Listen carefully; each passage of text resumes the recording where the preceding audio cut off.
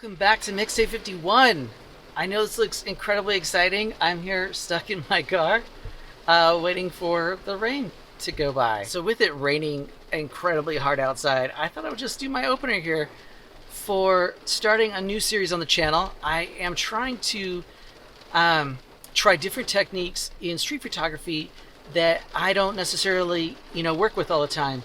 Right now, my big thing has always been long exposure. Like every time I go out, I'm always thinking, how can I get some long exposures of the city? I just love reflecting that energy in an image along with compositions.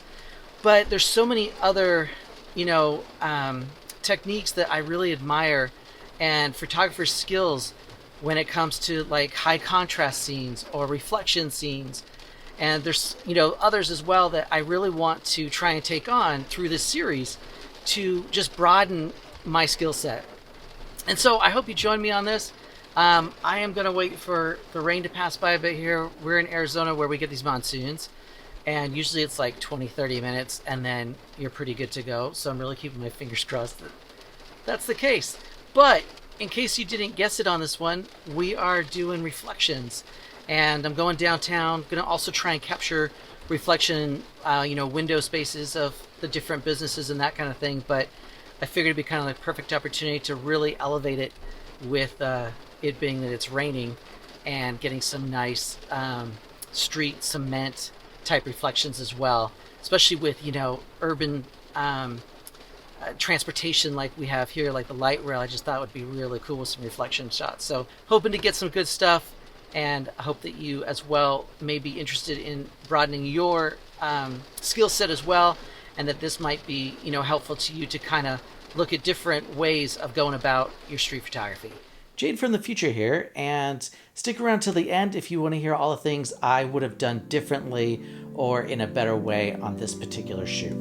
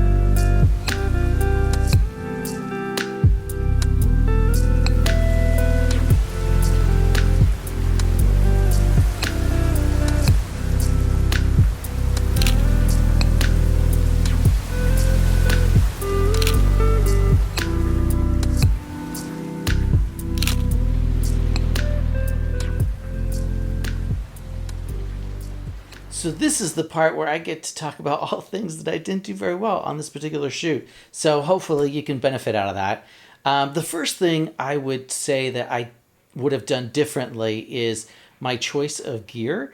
In this particular shoot, I used the X-T3 by Fuji, and unfortunately it doesn't have any kind of image stabilization. Now, you could use a lens that has image stabilization, but I find it to be a lot more useful if you've got an actual body that has that built in. So for this particular case, I think the X-T4 would have been a lot better option to be able to be more run and gun and not have to take out a tripod, being I was shooting in low light conditions and having rain come down and getting on a tripod is just really awkward. So X-T4 would have been a lot better choice. And the other thing I really would have liked to have had is a prime that was weather sealed.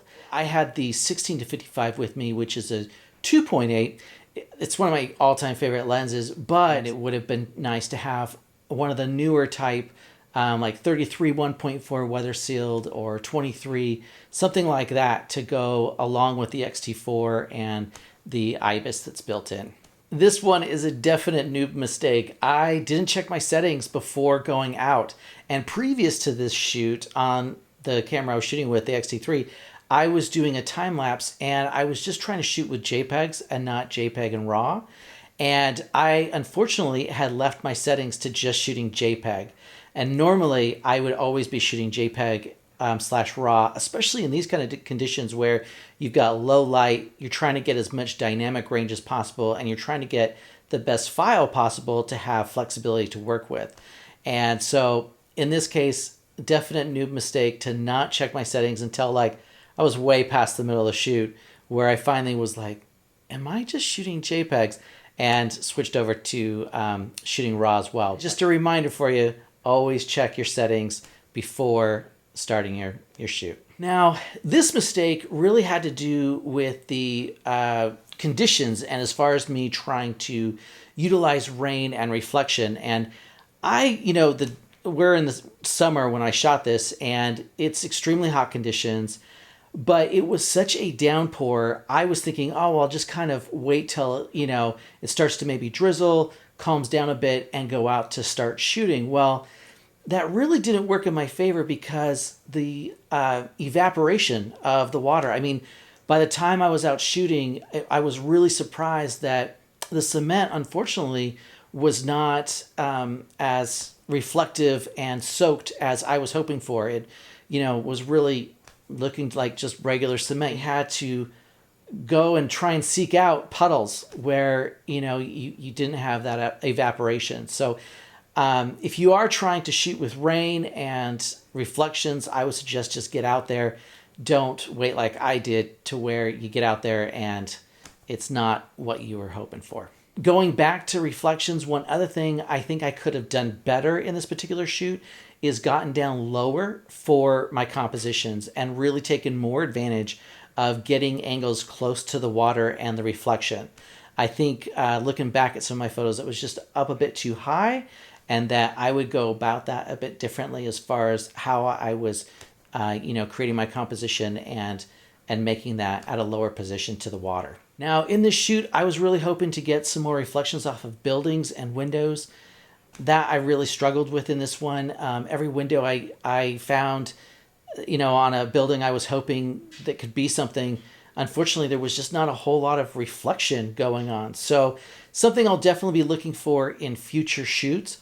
And I will say, going out and doing this type of exercise, it really does change the way you start to think and look at things. And I am thinking that this series that I'm going to do is going to be beneficial, especially after this particular shoot, because I could tell that I was really making an effort to look at things in a different way.